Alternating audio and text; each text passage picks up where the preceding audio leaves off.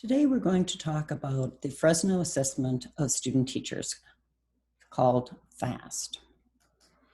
So teaching performance assessments are required by the California Commission on Teacher Credentialing to earn a multiple subject or single subject teaching credential. And there are currently 3 teaching performance assessment systems in the state of California. One is the Cal TPA, one is Ed TPA, and then we have FAST. FAST is unique to Fresno State. It's embedded in the credential program.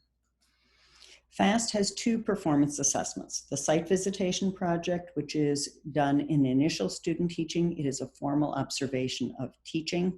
And the second is done in final student teaching. It is the teaching sample project. It is a written unit of study with a focus on assessment. The FAST manual describes all of the requirements for the 2 teacher performance assessments. It can be reached at the clinical practice website. And when you get there, then you're going to scroll to FAST. The FAST manual tab provides a copy of the manual to download, and then the site visitation project tab provides templates for documents you need to submit for the site visitation project. The site visitation project is a formal lesson observation. It assesses the ability to plan, teach, and evaluate a lesson. So it's completed in EHD 178 or EHD 110D, which are the initial student teaching field experiences. It involves a 20 to 45 minute synchronous lesson, which can be either virtual or if it can be in person when that is permitted. The lesson must be taught to a small group or a portion of a class or a whole class. So you have lots of options to whom you can teach this lesson. The lesson has to be on mathematics. It has to be a mathematics lesson with a focus on English language development.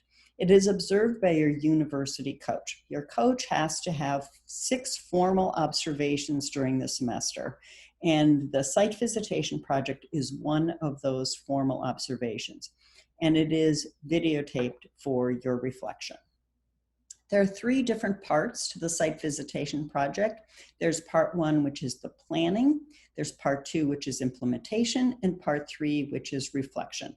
This represents the cycle that we want to have when we are teaching, where we want to spend time doing our planning, and then we actually implement whatever we have planned, and then we reflect on it to see how we can improve what we did.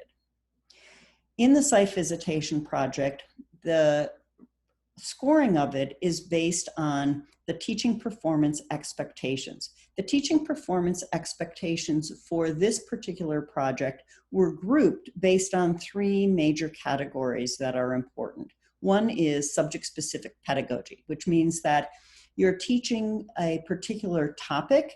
You have particular types of strategies or activities that you use. So mathematics may be a little bit different than if you're teaching social studies, or it may be a little different than if you're teaching science or reading. So subject-specific pedagogy includes particular strategies, instructional strategies that are especially good for a particular subject area. Then knowledge of students is a really important part of this project, because you need to understand your students to be able to plan well, implement well, and then to think about how you've actually met the needs of all of your students in your reflection. Student engagement is key in any kind of lesson that you do. You need to make sure that you're planning techniques to keep all students engaged, and that you actually implement those when you're teaching it. And then you want to think about whether those engagement techniques were effective.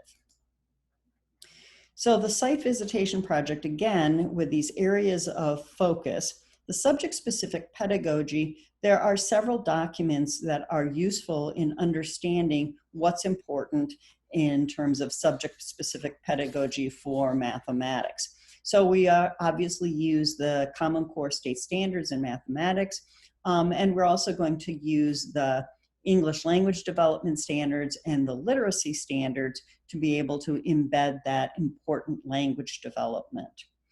In mathematics, there is a specific teaching performance expectation that is specific to teaching mathematics in a multiple subject assignment. And so the wording of this particular TPE gives you guidance in terms of what's important for teaching mathematics. We also use the standards for mathematical practice, which are from the Common Core State Standards. The other two areas of focus, the knowledge of students, you're going to learn about your students and apply information to the particular lessons. So you are going to be gathering information so that you know more about your students. And then the student engagement, you're going to think about different techniques that you can use. So it's not just a lecture and we have participants who are not really engaged. In the planning on the site visitation project, there are 3 different documents that you're going to submit. These are somewhat unique. They are not required for all of your formal observations, but you can start working on these early on, especially the class profile. So the class profile is a way to gather information about your class, and you're going to submit that as part of your site visitation project. You also need to have a written lesson plan for the lesson, which is true for any of the 6 formal observations you're going to do. And then we're going to ask you to do an activity strategy table, which is the identification of activities or strategies in your lesson designed for different purposes. So this is an example of the template for the class profile. It has a list of all of the students on one side, and then you're going to do a summary of the class and identify 3 focus students that you are really going to think about as you're planning. Sometimes it's easier to think about just a couple of students who are representative of the different groups in your class than trying to think about every single one of your students while you're planning. There's a lesson template in the site visitation project. This is an optional template for the lesson plan, but it is a nice generic lesson plan template. You can use whatever template makes sense according to your coaches and your school district. There's also the activity strategy table template. What this does is help you think about planning.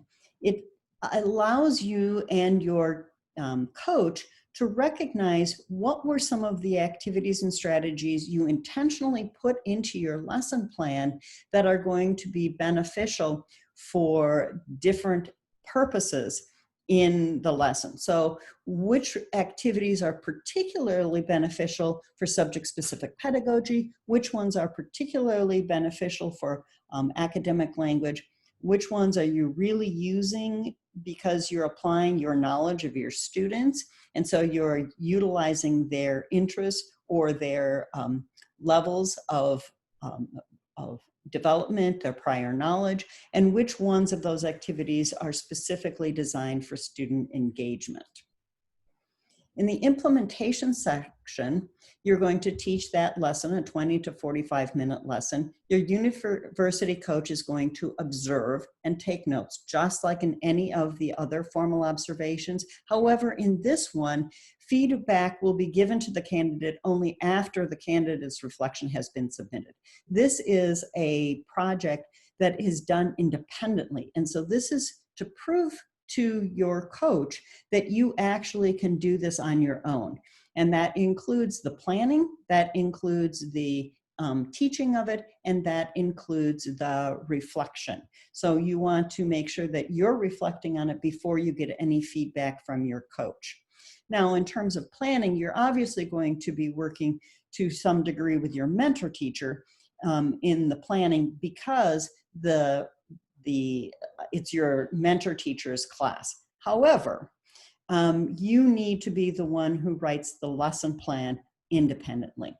The lesson is also going to be videotaped, both for your reflection and also for the coach to be able to see it if it's a synchronous lesson that they can't observe. In the reflection, you are going to select a 3 to 5 minute unedited video clip from the lesson. You're going to highlight subject-specific pedagogy related to mathematics. And you're going to answer some questions about that in the self-evaluation of the lesson. There are going to be questions related to the subject-specific pedagogy, questions related to applying knowledge of students, and questions related to student engagement. There's the template for the self-evaluation questions. It looks like this.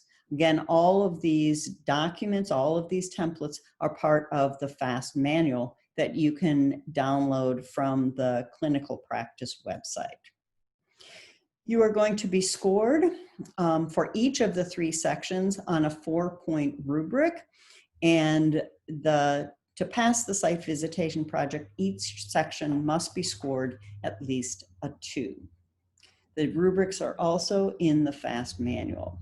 So to summarize, the site visitation project is one of 6 formal lesson observations conducted by your university coach. As a teaching performance assessment required by California, it reflects what a teacher candidate can do independently. This 20 to 45-minute synchronous mathematics lesson must embed language development. It can be taught to a small group, a portion of a class, or whole class, and it must be video recorded. There are 3 parts to this project. There's the planning, there's the implementation, and there's the reflection. In each of these, there are different documents that you are going to be submitting. And then the site visitation project is scored using a 3-point rubric.